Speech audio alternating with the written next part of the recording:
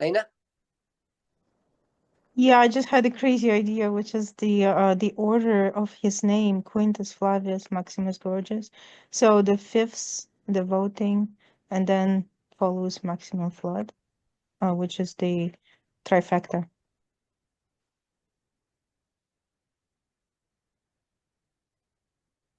Okay, I agree with you.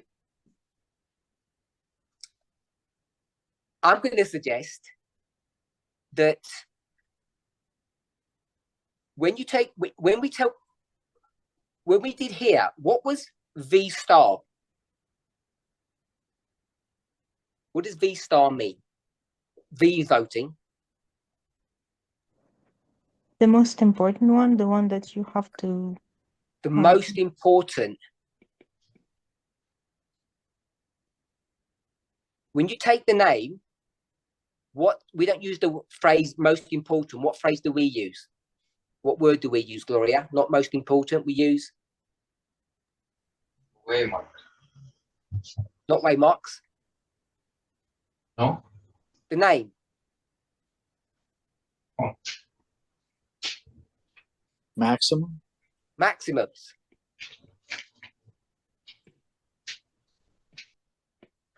So the most important one is the maximum one. So the maximum what? What's the flood mean? If you're going to use Quintus Fabius Maximus Gorgias, what are you saying the flood is? Maximum vote. We're going to tell what maximum means. Maximum what? Oh, what did you say? The vote. Maximum vote. That's what it seems to me. So, if you want to find the maximum vote, which is V star here, then if you're going to use the general's name, you look at all you have is the number 5. Because we're defining the flood as vote from Fabius, if I've understood that correctly. And if you want to find out when the maximum vote would take place, it's all based upon the number 5. And the number 5 ends up being July, and July is number 2.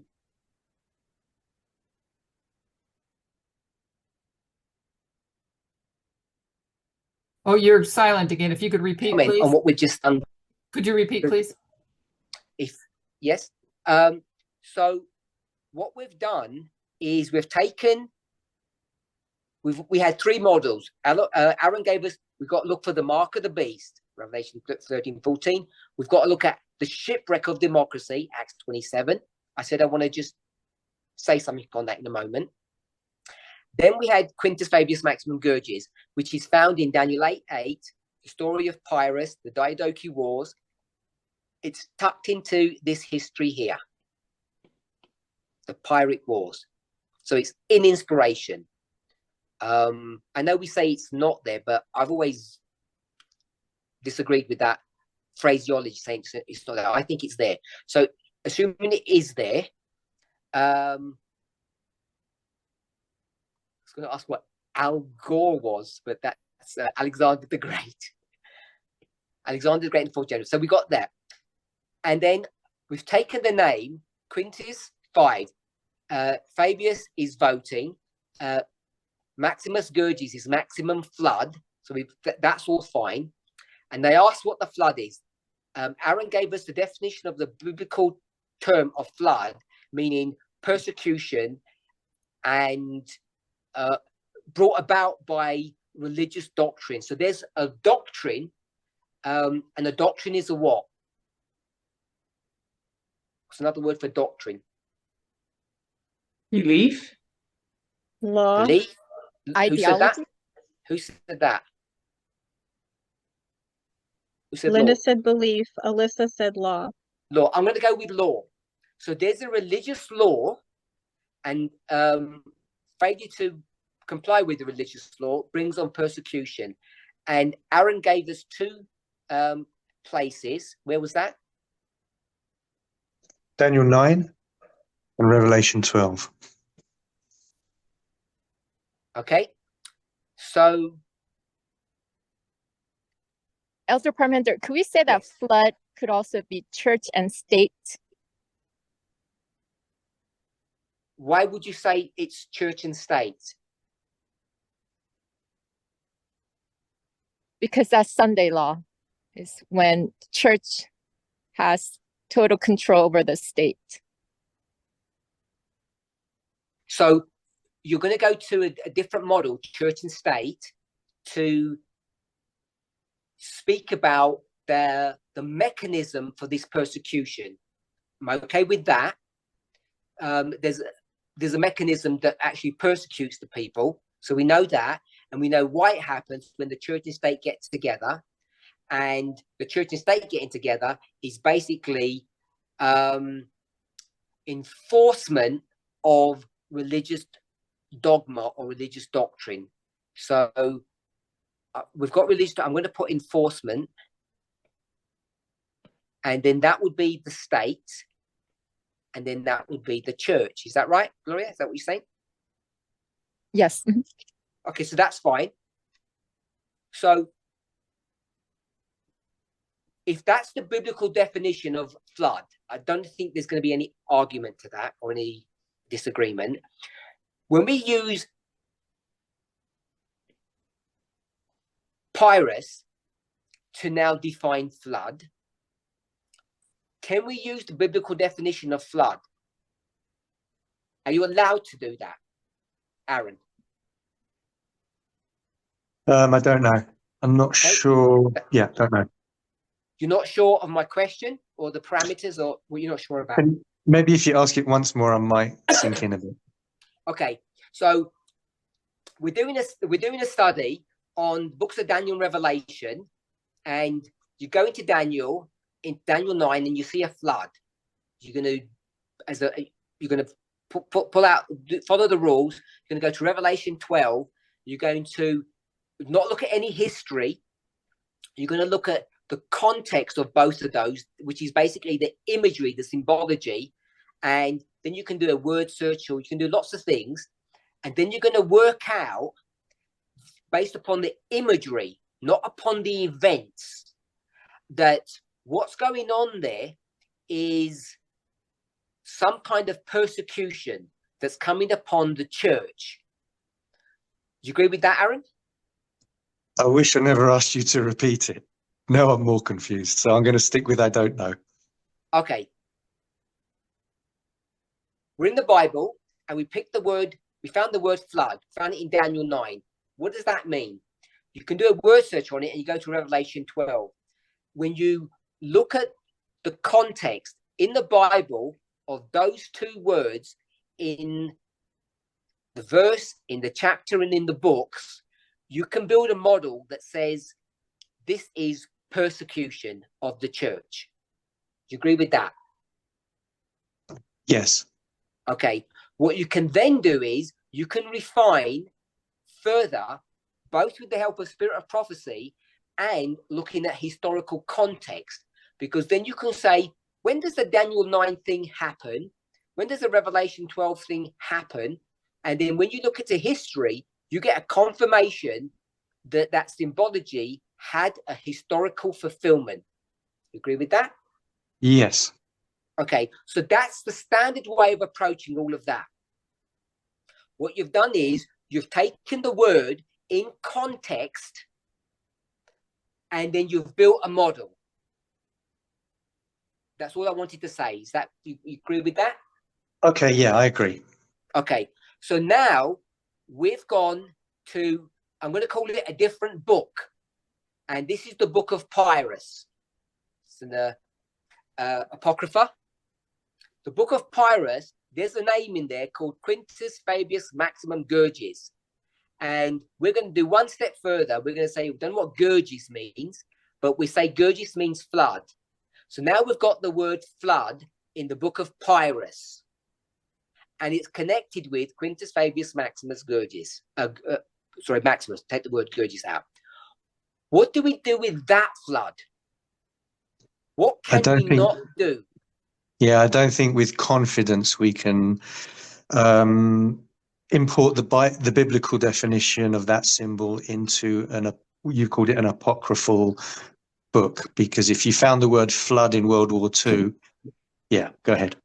Okay, so hopefully everybody understands the point that Aaron just made. That's the point I wanted us to see, that when you take the word flood in the name now, from that general, from the book of Pyrrhus, you can't use the standard Adventist, if I call it that the biblical, forget this Advent, you can't take the biblical definition of flood and import it into the book of Pyrrhus. You can't do that. It might end up being that, but you can't do that as your first step. They're two separate things. So the flood in the book of Pyrrhus does not mean the flood in Daniel 9. Are we okay with that? Yes. Yes. Okay. So in the Bible, flood means persecution. We know that. Now, when we come to the book of Pyrrhus and we come to Gurges, which means flood, does that flood there mean persecution, or could it mean something different? And the question is, how would we know? So my question to Gloria is, how do you know, Gloria, that it's, if you don't know, I don't want to put you on the spot, just say I don't know and we'll make it a wider field. Don't feel under any pressure. Why do you think that flood isn't persecution? Why do you think it's something else? And if it's something else, what is it? I would say doctrine. It's like the Rome coming to the scene, rising to the peak there. So Rome With has their got a doctrine. So the doctrine is a law. We've established doctrine is law. So now there's a maximum law. Is that right? Yes, their purpose to bring about the maximum law. Yeah. It's not the purpose of it. When we talk about the maximum flood, it means at that point, it's the maximum law. Yeah, it wasn't done at that time. So maybe we have to extend it to January when Trump gets into power there. I don't know if you know. So what? Actually, no, you don't have any skin in the game. So you're saying that. Okay, no. Let me step back. If you're going to make that January, did you say when he at the inauguration? Is that what you said? Yes. So I'm extending Sunday law to a period again. Yeah, sorry. That's fine. I don't mind that. So you is it January the 20th? Yes.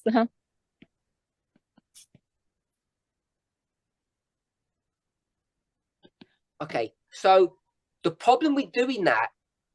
What's the problem with doing that? Someone tell me what the problem in what Gloria has just done.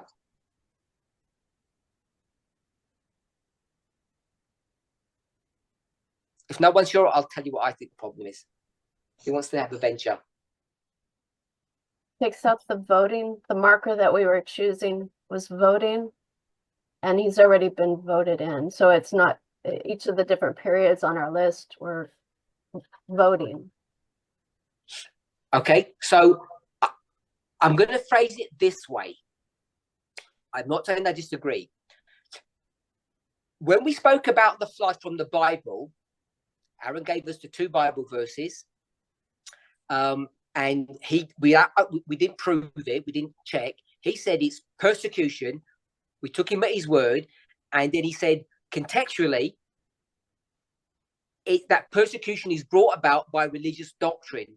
And then I think it was Gloria that said that religious law that brings about persecution can only happen when you have a church-state relationship.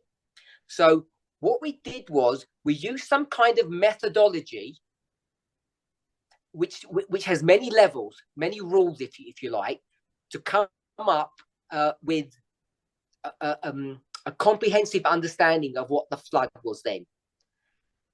So then we go to the book of Pyrrhus. I've called it the book of Pyrrhus because I want us to see that we not only can, but we are required to compartmentalize things. And then if you can bring things together that you have either compartmentalized or are already compartmentalized, then that's another step. But often you can't. So we go to the book of Pyrrhus, we find Gurgis, which means flood, and we say, how do we define what that word flood is? And if you don't do it correctly, what you end up doing is causing yourself problems.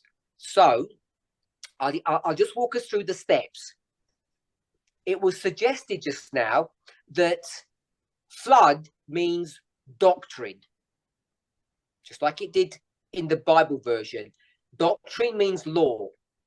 And if you get to the maximum place where you're going to get all of that, the suggestion would be that it might be January the 20th, when Trump is crowned president. What's the problem if you did that? That's not the maximum point of law. So it's not the maximum point of law. We can maybe it might be. Maybe it might be the max. We don't know if it's the maximum or not. And I know you're going to say it's to do with the law, but I want to make another point that is already on the board. This is January 5th.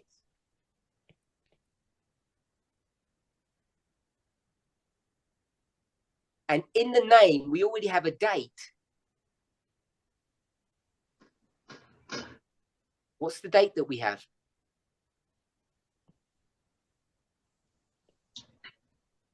July, November, both of both. Okay, so you said November because you used the 5th of November. So we've got July, and I'll put November. I don't know if Aaron was saying that flippantly or if he's serious. I think it was flippant. So we've got July already there.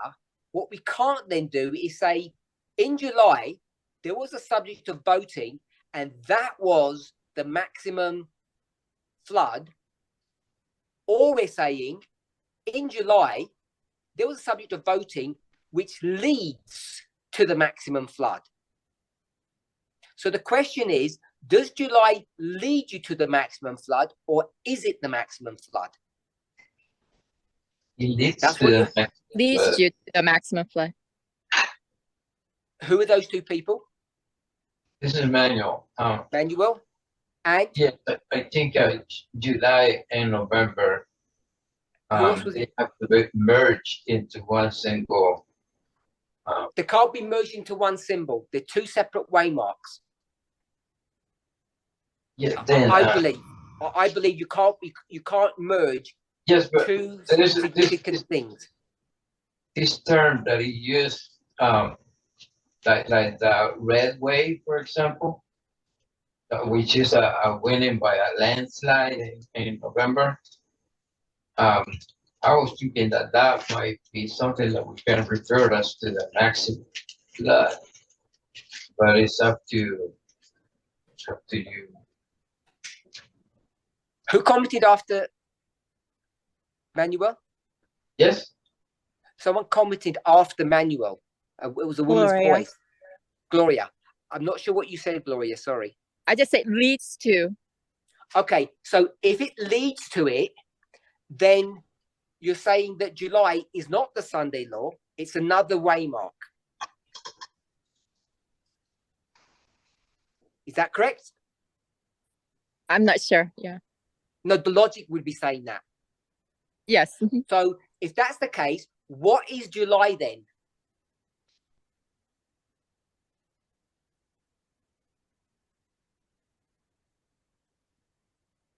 Part of the agitation. July would be the place where you begin the maximum flood. And if the maximum flood is an event in the future, and we're marking the maximum flood as the Sunday law, then you end up getting to a place that July is in the agitation. Everybody is okay with that?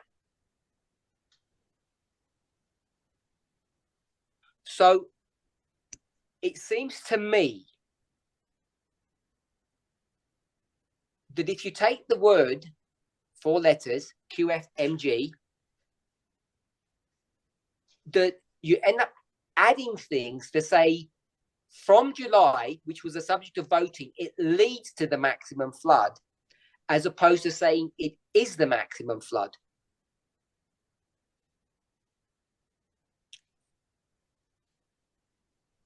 Who wants to venture which is the right way of approaching that, just with methodology?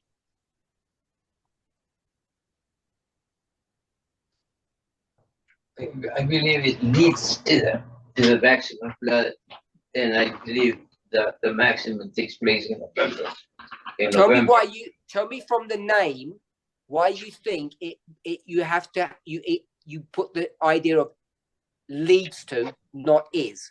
Why is it leads and not is? Well, we have a July. July, we're gonna say that is the Q, which is the first of the 4 letters, and then we have the fava beans, which have to do with election, like marking November.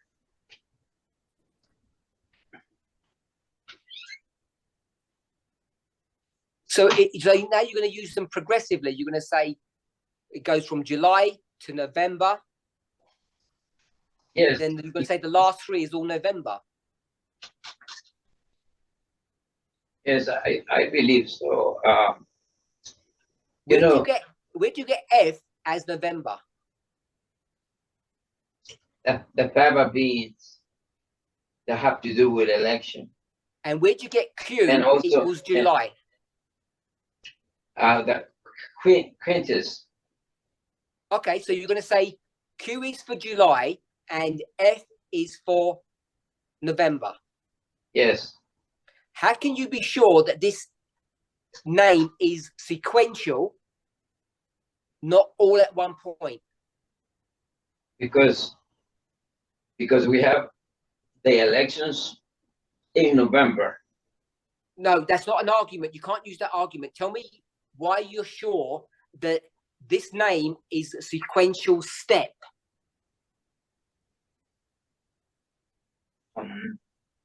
So that it marks a dispensation, not a waymark. If that's the case, then November would lead to a maximum flood. It wouldn't be the maximum flood itself. So therefore, November would not be the Sunday law if you're going to use sequentialism. You'd go from July here, you'd go from July, step 1, to November, step 2, and then you'd go to the maximum flood, which would be step 3. So the maximum flood would be sometime in the future. It wouldn't be November. You can't use sequentialism and then stop it where you feel it can be stopped, because you're making Q is step 1 and FMG is step 2. And I would suggest if you don't use sequentialism, the natural way to do it would be July, November, and a further event. I did something that you kind of quenched that desire on me to use your methodology that you use with the 20 by 20 numbers, and I began sure adding, I'm not the reason why we shouldn't be using any 25-20 at this stage in this discussion. Yes, but would you let me just just give you what I got, you know. July Yes. 1st. July Manuel, 1st, but Manuel, I can only give you what you want to say if it's in the context of this discussion. yes, it is. It has to do with that. So tell It's me, so you have to tell me, if you're going to go from July to November, why does maximum flood end in November and not be a third event?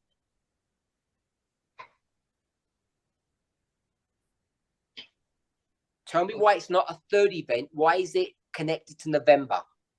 If you're going to use sequentialism, Oh, you can't start a method and stop it halfway through. yes, I understand. But the thing is that the elections is like, for us, it was a decisive moment that the Sunday law had come, because it is. We can't use those arguments. This is a foundational argument. This is either one event or a sequence of events. And maximum gurges is one word, one phrase. So that would be Quintus, Fabius, maximum gurges. You either have a sequence of events or one event. You can't mix and match them. And however interesting or likely it may appear that November would be the date or July would be the date, depending on a person's perspective, I'm not interested in the events themselves. What I'm interested in is how we build up this argument. So what we have done so far in our study is we have redefined what the word flood means. In the Bible, it's persecution, and in our conversation, it's not that. And I know Gloria suggested that it was religious doctrine or religious law. And the problem with that is you have to take the word flood in its context. And the context that we have is the name.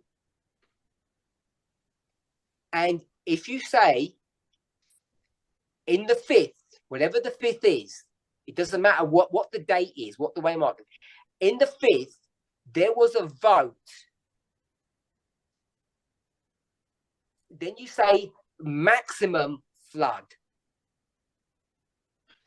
That flood has to be connected to its context. And the only context you have is either a number 5 or a vote.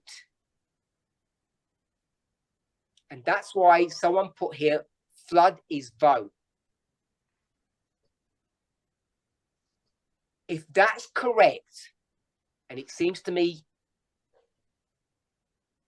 that it likely is, then we have to ask, is this name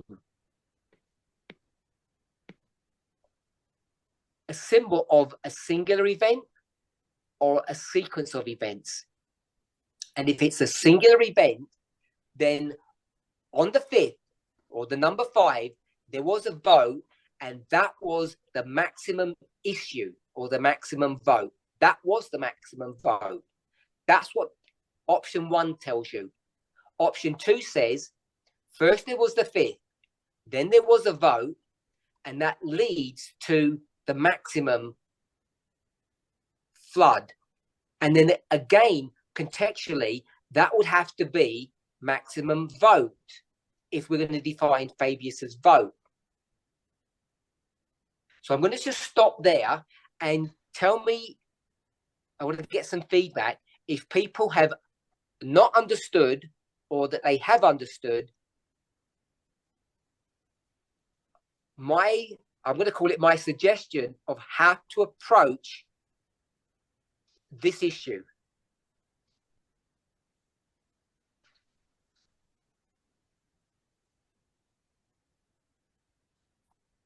Yes, understood. I don't have any questions. Okay, anyone else?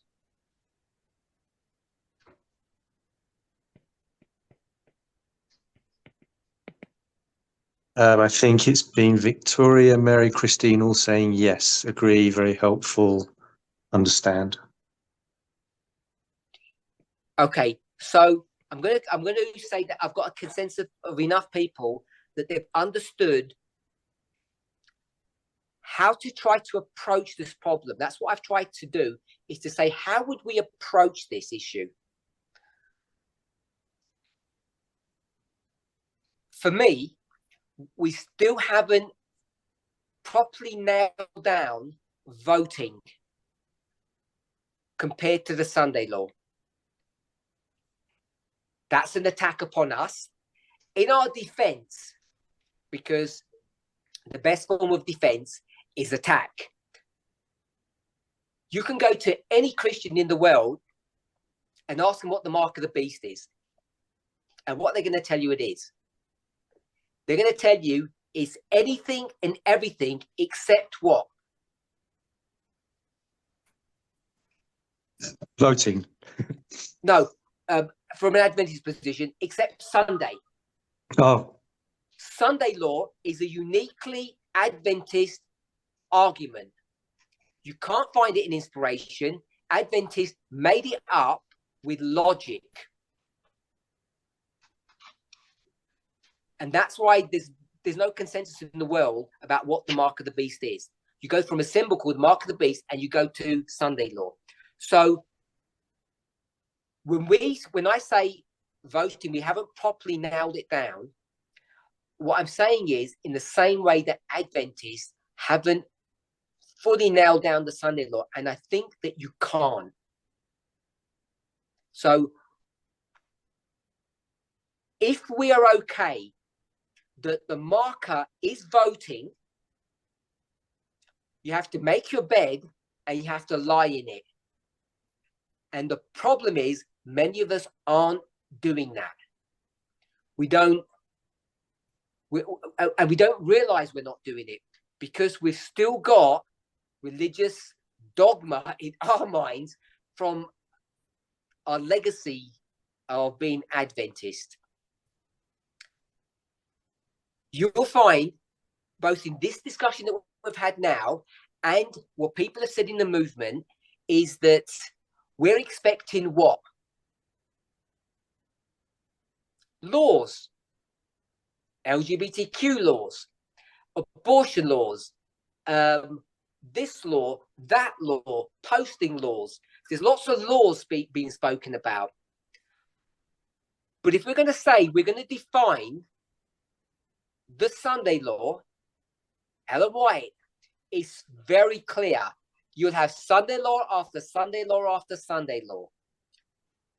That's what the issue is. And then you get to a place where you say, now, all these Sunday laws, because laws have punishments connected with them, you break this law, and now there's going to be death, as opposed to probation. If we're going to switch from a Sunday law model to a voting model, before the Sunday law, we have all these votes going on. Have we seen evidence of lots of votes going on in the past several years? Yes. For sure. So then we're going to be looking for votes in the future. So if voting is the marker for the Sunday law, we have a problem. We'll deal with the problem in a second because we need to close it in a bit. Hold that thought for a moment. We've come up with all of these events, and we've just said, I've said glibly, other people said it much better, 2024 is the year of elections.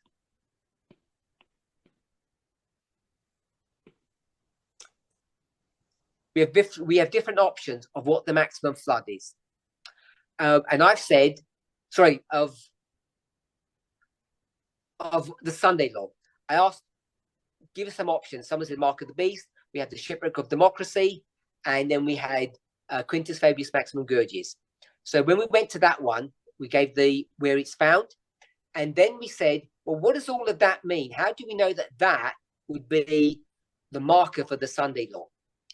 And we've got the number 5, we've got voting, and then we've got the maximum flood or the maximum thing. And contextually, I'm saying that thing is voting. So, how we approach this, just as a concept, don't worry about the dates or the RNC or the elections or anything. Quintus Fabius Maximum Gurgis, if that is the thing that's the symbol that we're using, we ask ourselves, does that symbolize a singular event or does it signify a sequence of events? So you have to ask yourself that question. And I'm guessing that we have 2 camps in our movement. We have one that says it's a singular event and one that says that it's a sequence of events. If it's a sequence of events, then we have to find out what each of those things mean. And it would be 1, 2, 3, because maximum isn't a thing itself. It's talking about the maximum gurges or the maximum flood. It's pointing to the big thing here. So if that's the big thing, the gurges, which is what would the thing be? That's why people have said that the thing, the gurges, is the Fabius. Hopefully that's okay. So if the Sunday law is all about these votes that are happening, we've got something missing.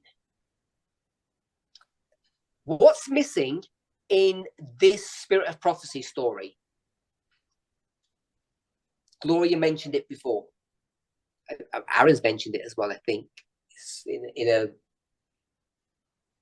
kind of a way. What's missing? Religious persecution? Sorry? Religious persecution. Okay, so what's missing? We just call it,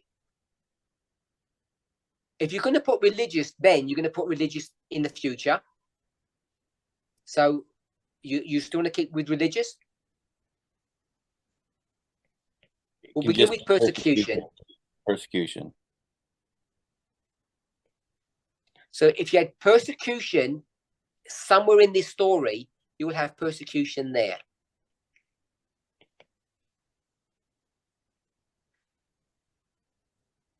People are voting. Why? How does that voting lead to persecution?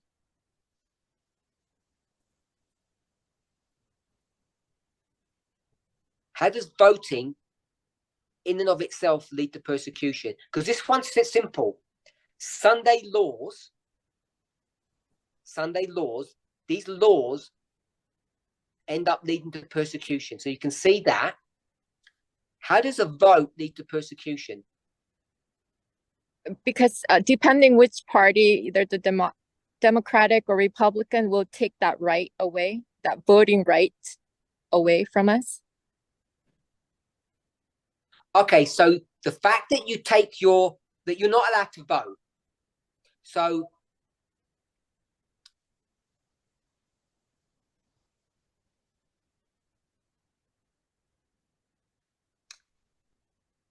can you see what the problem with that argument is, the way you've phrased it, Gloria? Vote 1. What was vote 1? There's a machinery, a government machinery, and in that machinery, a vote took place. Is everybody okay with that story?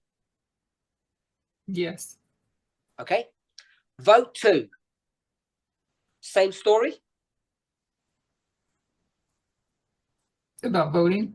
Yes. Yep. There's the machinery of the United States, and a vote takes place, and whatever the vote was about, it all happened within the confines of the machinery of the United States. Yes? Yes. Agreed. Okay. What's V star? Is it exactly the same? And V star V3, are they going to be exactly the same? As part of the machinery? The machinery that's existing says we're now going to vote on this subject, and it's business as normal. Is that what we believe? Is that what we're saying?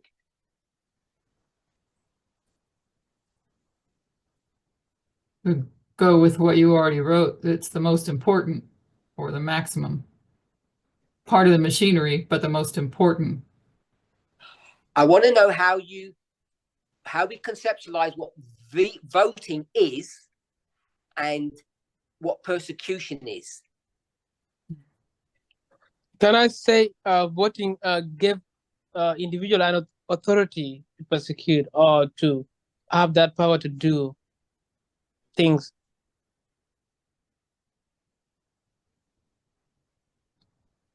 Can you simplify what you've said, Manuel? I was saying that the voting give individual power. Voting gives individual power. And how does individual power lead to persecution?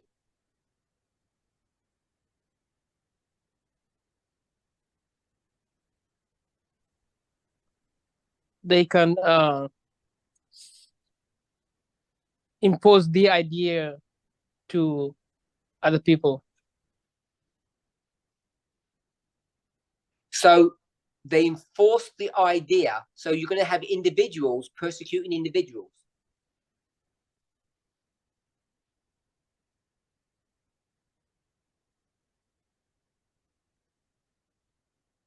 Is that what you believe the Sunday law is? No.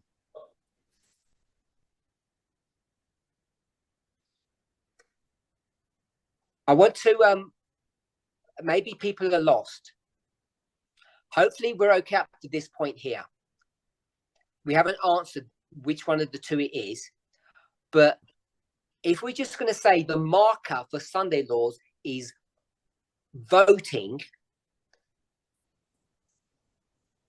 we have a problem because voting in and of itself doesn't do anything.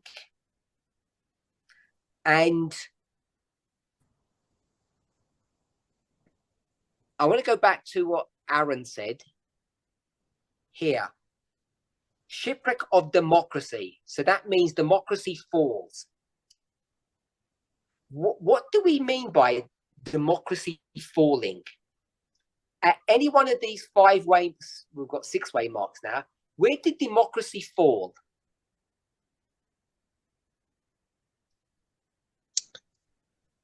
I think if you elect a known dictator, and I believe Trump, everyone could tell he was a dictator when he tried to overthrow the election on January the 6th.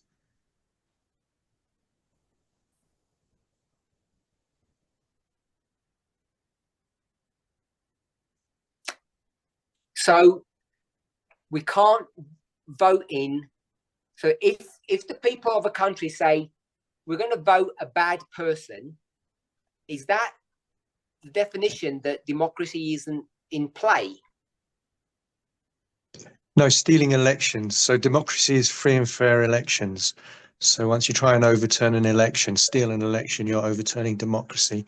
Once the people support you in that and vote for you, he's a known dictator and they voted him in because of January the 6th. Okay, people don't know this, but secretly he repented of that. Is he okay? It doesn't matter. No, because he's never denied it since, and he's been asked a number of times. Yeah, that's his public persona. Secretly, he said, I shouldn't have done that. Bad call. Is everything okay now? He did that on November the 1st. So he says, I'm not going to be a dictator anymore, but I'm just going to tell everyone that I am. That's just showmanship. I have to keep my public image, but I know it's not really good. I wouldn't do that again. I apologize. I'm really sorry. That's a bad thing. people misunderstood Okay. me, and I have to keep up my macho image. Yes. Otherwise, I lose Okay. votes. So, tell me where democracy fell. So democracy was attacked on January the 6th, but Got if that. you're in your scenario, then they didn't. He's a known dictator, but they actually, in fact, without realizing it, voted in someone that's not going to dictate anymore. So the people wanted a dictator. So the people tried to shipwreck democracy. But now you've got two different things playing out because he tricked them and he's not actually a dictator anymore. So they got the mark of the beast, but he's not the beast anymore. I don't know how it works. I don't know how that would work. When we talk about democracy, how do we define what democracy is? Is democracy the machinery of how a country elects its government? I guess, yeah, I'll say yes. Yes. So in November, did that machinery, the way it operates, did that change compared to 4 years ago? No, it was a free and fair election, which is another reason you can only place it at the November 5th Waymark, not July, because shipwreck. Because yeah, if it was a free and fair election, why is it not? Why is democracy failed? so it's because he's a dictator. So from that day onwards, you don't have democracy in America anymore because the people chose a dictator.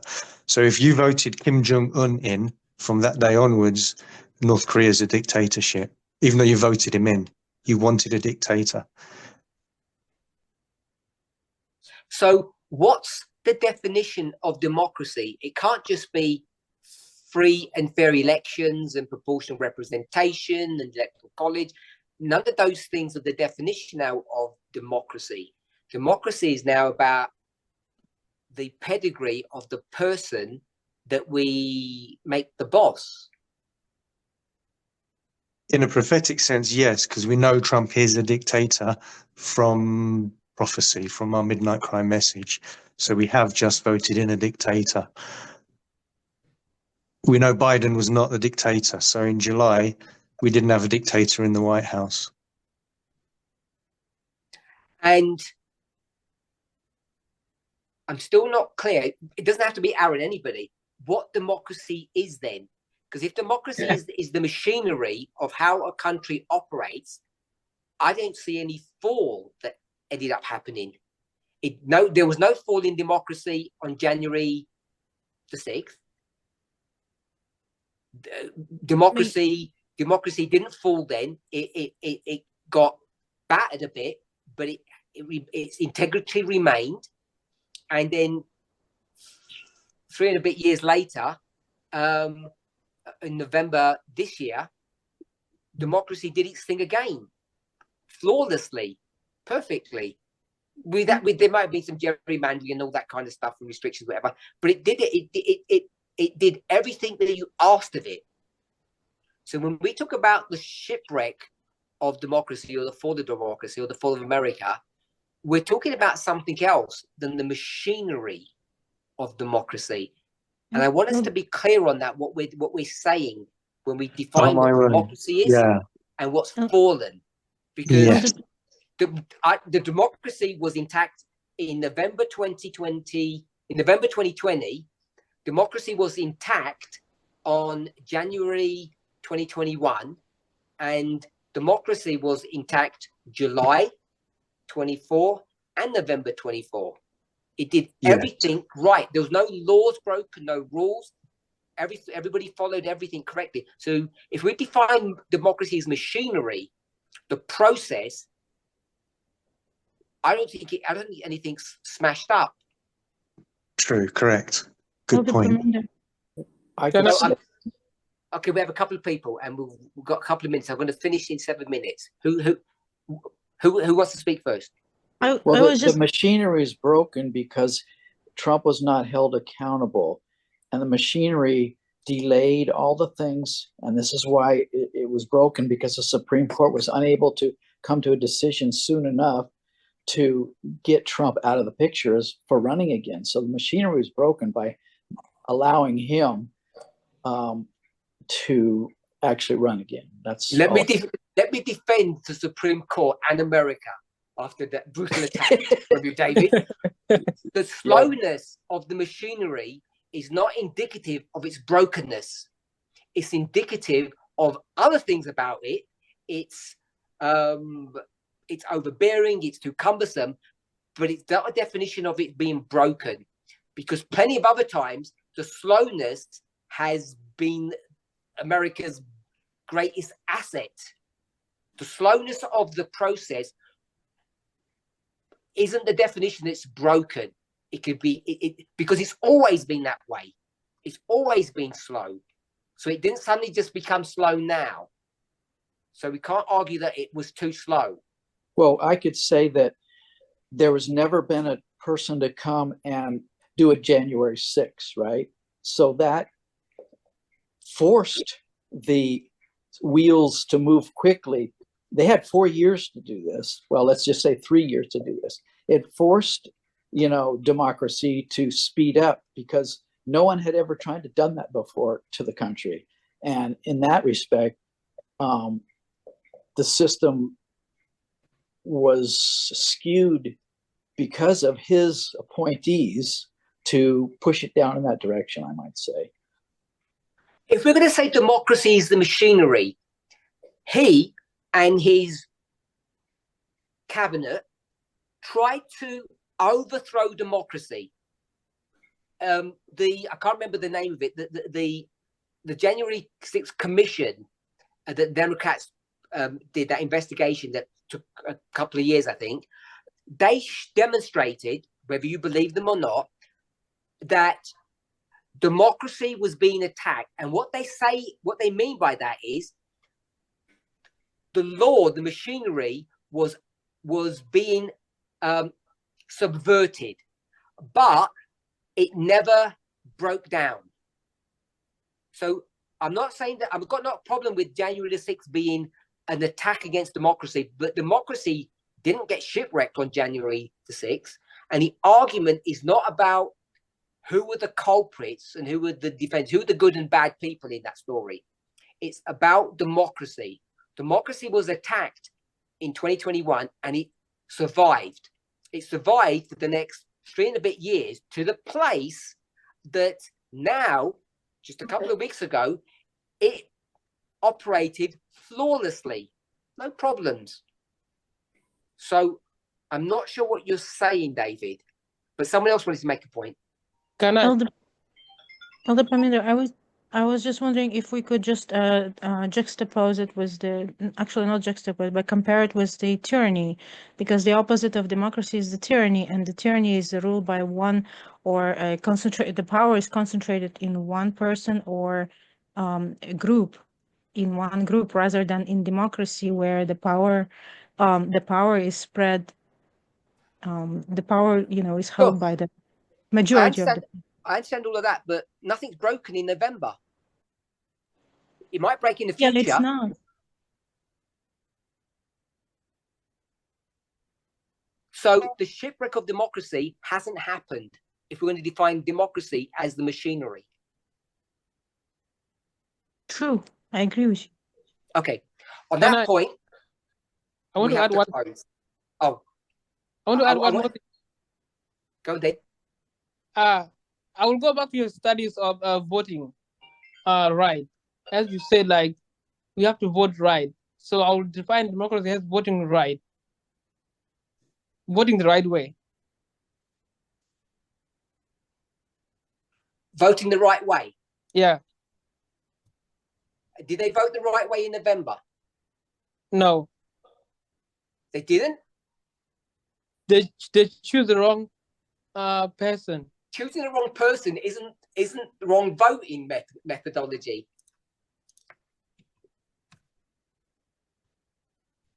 It's just power of choice. Which is democracy.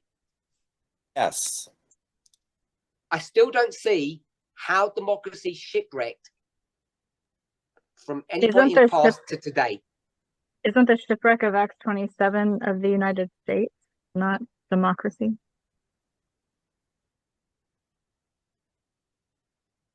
Sure. We've gone 2 hours for our meeting. I need to close it before I get into trouble. Many more trouble that I'm already in. I want to hopefully pick up this, carry on this theme in a future study, but I want us to see a couple of points. Ellen White makes it difficult to be able to define where we are in history. The movement has shifted away from a Sunday law to voting as its marker for Sunday laws. We did a comparison from Spirit of Prophecy to us, and it's gone from Sunday law to voting. There's still a lot of things in our model that are missing. There are gaps. How you get from voting to persecution. There's gaps in this when we start doing that, and that becomes significant when we start trying to identify what the waymarks are. We've got 6 events to choose from. I've said 5, but we will go to 6. And which one of them is the Sunday law? How would we know? So we've gone to these various markers. We've got that mark of the beast, shipwreck of democracy, which should be shipwreck of USA, Quintus Fabius Maximum Gurgis. We spent a lot of time discussing that, and we saw that we can't take the flood from the Bible and project it onto the flood of that person's name. We also saw 2 ways of looking at that symbol as a singular event or a sequence of events. If it's a sequence of events, then there are 3 steps in that. 1, 2, 3. If it's a singular event, that's all straightforward. I'm suggesting that the word flood in its context means to vote. And so we've got that voting with respect to Sunday law. And then the last point we spoke about is this idea of the fall of democracy and the shipwreck of democracy and how that works. And I'm not saying democracy doesn't get shipwrecked. What I am saying is that we need to be clear about what happens and how it operates. I want to thank you for this great time that at least I've had. I hope you've enjoyed yourselves too. Let's close with a word of prayer. Holy God, I want to thank you for your goodness and mercy. Ask and pray that you would be with us, bless us and guide us. May the subject of the Sunday law continue to be discussed in our movement. May we be challenged. May we challenge one.